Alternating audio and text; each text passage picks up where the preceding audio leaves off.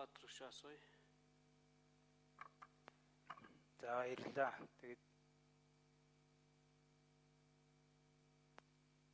за баярлалаа. Эхлээд энэ ажлын эсгийн нэрсийг уул надад өгсөн юм аа. Тэгээд бас хүн дотоо юм шиг байх юм. Яагаад эрэг өмлөө гэж. Энэ гол асуултанд хариулах болцоод бас байхгүй байна л да.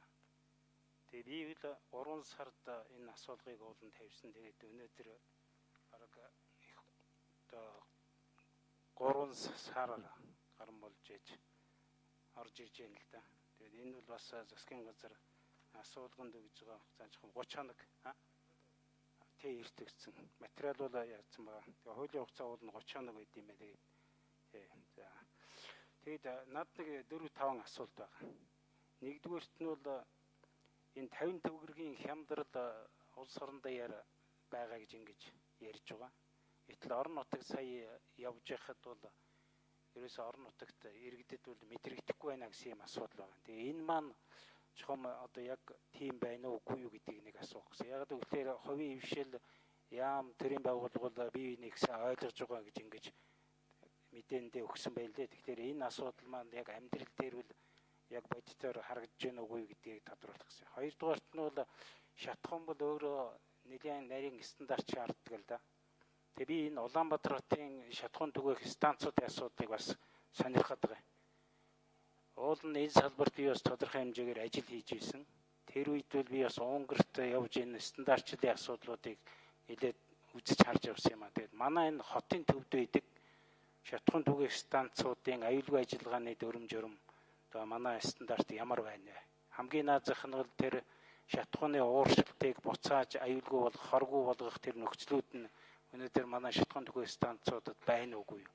Хоёрдугаар тэр асгарсан шатхуунуудыг нөгөө элсэн дээр шингээгээд элсийн сольдог тийм доотлын талбайгаа өөрчилдөг штэ. Тэр асуудлууд ер нь манай шатхан түгээх станцуудад өнөөдөр хэрэгжүүлж байна уугүй юу? Хамгийн гол нь энэ чинь өөрөө агаарын бохирдолд энэ нутаа энэ бүх юмтай холбоотой байхгүй. Тэгээ энэ дээр уулын стандартчлалын асуудал нь яг ямар стандарт өнөөдөр мөрдөгдөж байна вэ гэж ингэж асуух гэсэн. Өмнө нь бол бас нэг стандарт гаргаад тэрнийг хэрэгжүүлэх журам гарч ирсэн. Тэр маань байна уу? Эсвэл дахиад өөрчлөгдсөн байна уу? Гуравдугаарт нь бол энэ Монгол банк засгийн газар хоёрын хэрэгжүүлж байгаа энэ хөтөлбөрт хамрагдсан аж ахуйн нэгжүүдийн эргэн төлөлтийн байдал ер нь ямар байна вэ гэж асуух гэсэн. Яагаад энийг асуугаад эхлэв гэхээр жишээлбэл юм бол махтай холбоотой засгийн газар Монгол банкны юун дээр бол энэ зарим компаниуд махныхаа үнийг төлж чадхаа билсэн юм гэсэн асуудал гарч эхэлж байна л да. Тэгэхээр энэ асуудал дээр ямар одоо хяналт шалгалт явж байна, эргэн төлөлтийн байдал ямар байна вэ гэж ингэж асуух гэсэн. Дөрөвдүгээрт нь бол нөөцийн савны асуудал. Манайх Шааруулъя. За баярлалаа. За манай ажлын хэсгээс нэмээд хариулаарай. Зүгээр 1 литр бензин 50 төгрөгөөр хямдарсан. Энийг бол одоо манай энэ шатхуун импортлогч аж ахуйн нэгжүүд бүгдээр бүх орон даяар хийсэн гэж ингэж үзэж байгаа. Хэрв зүгээр сарын хэмжээг 60,000 тонноор дундчлах юм бол за монголчуудын монголчуудын жижиглэнгийн худалдааны шатхуун худалдаж авч байгаа хүмүүсийн эдийн засгт дарамт 300 сая төгрөгөөр л сарда буурах тийм хөрөнгөөр өөр зүйлдээ зарцуулах ийм боломж бол бүрдэх ёстой юм аа гэж ингэж хэлэх байна.